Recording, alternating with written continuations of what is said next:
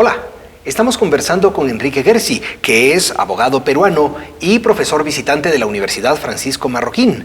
Doctor Gersi, están participando en un coloquio y el tema es la libertad. Pero la libertad a veces se confunde con anarquía o se confunde con libertinaje. ¿Cuáles son las diferencias? Bueno, yo creo que son muchas y muy profundas. Muchas veces se confunde a los liberales con los libertinos y son cosas completamente distintas, ¿no? En América Latina, en el siglo XIX, cuando uno decía una persona es liberal, uno quería decir una persona es libertina, es decir, carece de principios, de valores o de moral. Por supuesto, el liberalismo se encuentra muy lejano de eso. El liberalismo es esencialmente una filosofía de valores y de moral, de una moral subjetiva y personal, desde Hume, pasando por Adam Smith hasta los liberales más modernos. El fundamento del liberalismo es una idea de moral personal, de moral subjetiva, en base a la libertad y a la responsabilidad, que son conceptos indesligables. La pregunta es muy compleja, Luis, porque el límite entre libertad y anarquía es particularmente difícil de explicar muchas veces, y está asociado con el concepto de orden. Existe una tradición filosófica según la cual el orden social es exterior a la sociedad. Alguien le pone orden a la sociedad. Un gobernante, un dictador, un rey, un congreso, un partido político. Y hay otra tradición filosófica que piensa que el orden se genera por sí mismo. Es decir, que las sociedades humanas nunca son desordenadas. Tienden siempre a crear su propio orden. Los liberales pertenecemos a esta segunda tradición, a la tradición del orden autogenerado. La sociedad se regula a sí misma, crea su propio orden. Desde ese punto de vista, la anarquía es imposible, porque no existe una sociedad desordenada, no hay sociedad anárquica. La idea máxima de anarquía que yo podría admitir es la de un individuo solo, viviendo entre las fieras. Pero desde el momento en el cual ese individuo no pasa de ser más que una metáfora, cualquier idea de individuo o de comunidad necesariamente supone un orden, solo que un orden autogenerado. La sociedad dicta sus propias reglas que adecúan y se adecúan a la acción de las personas que viven dentro de ella. Aún, digamos, Hayek nos describe dos tipos de tradición liberal. El liberalismo insular británico de orden empírico y el racionalista y constructivista que se desarrolla en el continente, en Francia. Esas son dos tradiciones distintas de orden y de libertad.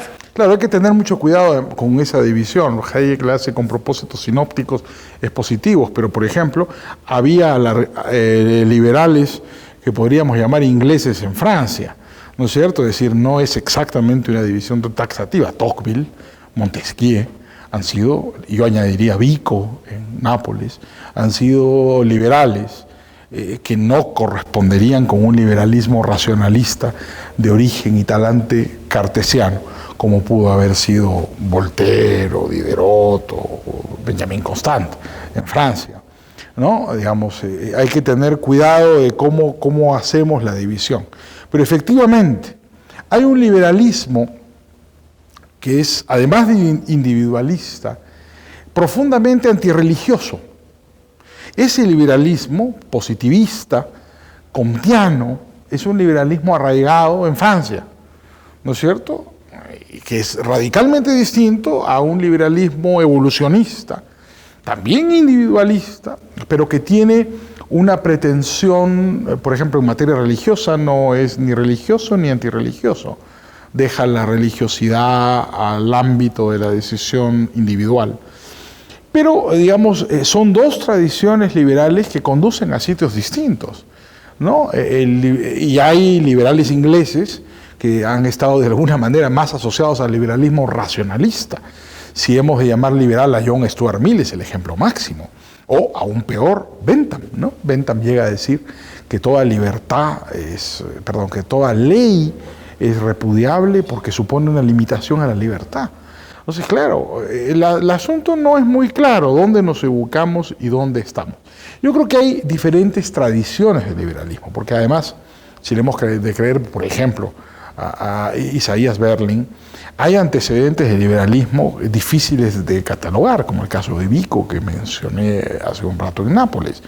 Entonces, yo creo que lo importante, más que tratar de hacer estas clasificaciones, estas taxonomías que siempre son complejas e inexactas, es tratar de entender la esencia de la discusión. En el caso de los liberales que Hayek denomina de origen francés o liberalismo racionalista, en muchos casos hay esta idea de que el orden es exterior a la sociedad y que uno puede, a través de un procedimiento racional, crear un orden inteligente para la sociedad. No reemplazando a Dios por la razón, puedo, a través de un procedimiento, ¿no?, una metodología, convertir a una sociedad que no es libre en una sociedad libre. Es el caso del liberalismo en América Latina. En general, a diferencia de la experiencia norteamericana, donde los Father Founding fueron influenciados esencialmente por la tradición liberal inglesa, aquí en América Latina lo que llegó fue la tradición liberal francesa, que era, además de anticlerical, profundamente intervencionista. Había la idea esta de que un legislador ilustrado podía transformar un país pobre y oprimido en una sociedad rica y libre, ¿no? El caso máximo, el de Andrés Bello en Chile, que redacta un código civil que entra en vigencia más o menos en media docena de países de América Latina, incluyendo varios de Centroamérica, ¿no? Y finalmente, si alguien se acerca y te pregunta cómo puedo aproximarme al liberalismo, qué libro puedo leer para empezar a entender, ¿qué recomendaría? Como dirían los latinos, de gustibus nos disputandum est. De gustos y autores no han escrito, de gustos y colores no han escrito los autores, dirían los criollos en América Latina. Puedes aproximarte, digamos, por la razón a través de un texto, o puedes aproximarte por la pasión a través de una novela. Yo creo que si eres menor de 25 años, la mejor manera de aproximarte al liberalismo es leer novelas. Ayn Rand, El manantial, La rebelión de Atlas marcarán tu alma para siempre. De hecho, hasta hoy, 30 años después de la muerte de Ayn Rand, el libro más vendido después de la Biblia en Estados Unidos es La rebelión de Atlas. Y en segundo lugar, si tu interés es un interés académico y tiene más de 25 años, Los fundamentos de la libertad. Diría yo... De Hayek. De Hayek. Es un resumen fantástico, una introducción fantástica a las ideas de la libertad. Yo diría que, además, si quieres leer las dos cosas, todavía mejor. Leer El manantial y La rebelión de Atlas para darle la pasión y la energía de los sentimientos que Ayn Rand transmite como nadie en el liberalismo, y apelar a la razón argumentativa de Hayek, que dentro de la tradición austriaca del pensamiento continental, creo yo, es una introducción formidable a esta filosofía. Pues muchas gracias por compartir con nosotros estas ideas y estas recomendaciones, y a ustedes también, muchas gracias.